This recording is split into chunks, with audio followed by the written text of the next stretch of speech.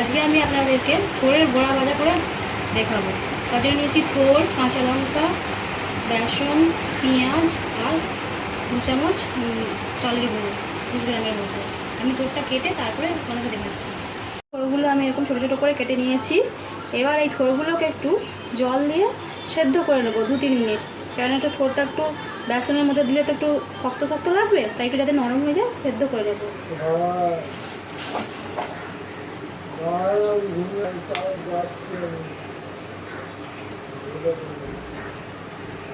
সেদ্ধ হয়ে গেছে দেখুন। এবার আমি এর মধ্যে দিয়ে দেবো বেসন,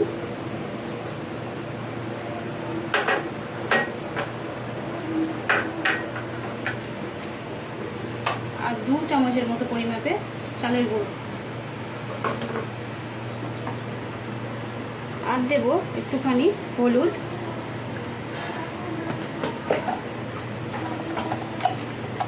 আর দিয়ে দেবো স্বাদ মতো নুন, আর পেঁয়াজ কুচো লঙ্কা কুচো এর সঙ্গে মিশিয়ে দেবো।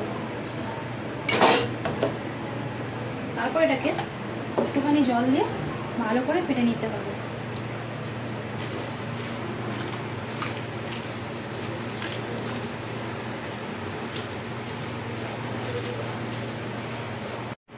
এরপর আমি ভালো করে এটাকে মেখে নেব।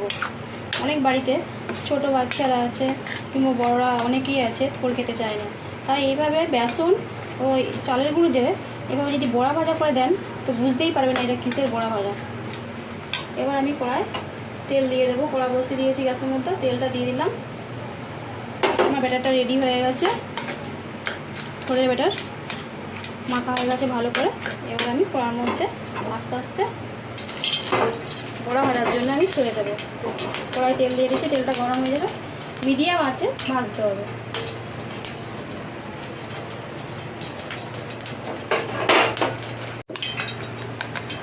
এভাবে আমি আস্তে আস্তে বড়াগুলো ভাজার জন্য তেলের মধ্যে দিয়ে দেবো। গ্যাসের আঁচটা মিডিয়ামে রেখেছি।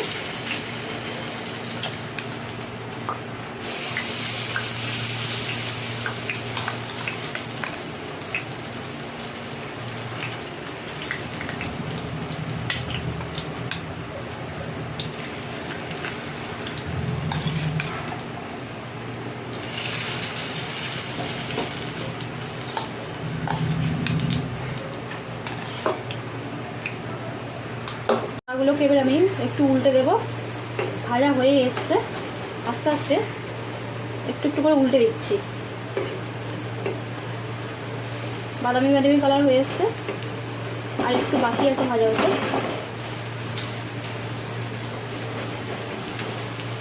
উল্টে নিয়ে ভাজা হয়ে গেলে আপনাদেরকে দেখাচ্ছি।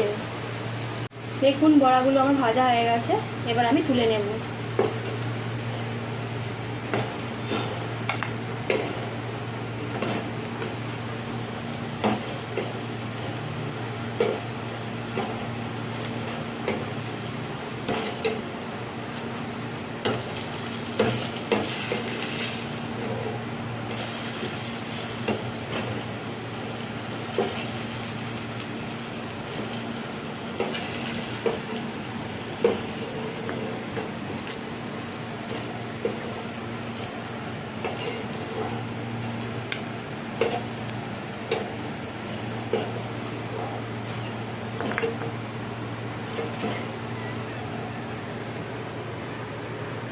দেখুন বড়াগুলো আমার ভাজা হয়ে গেছে।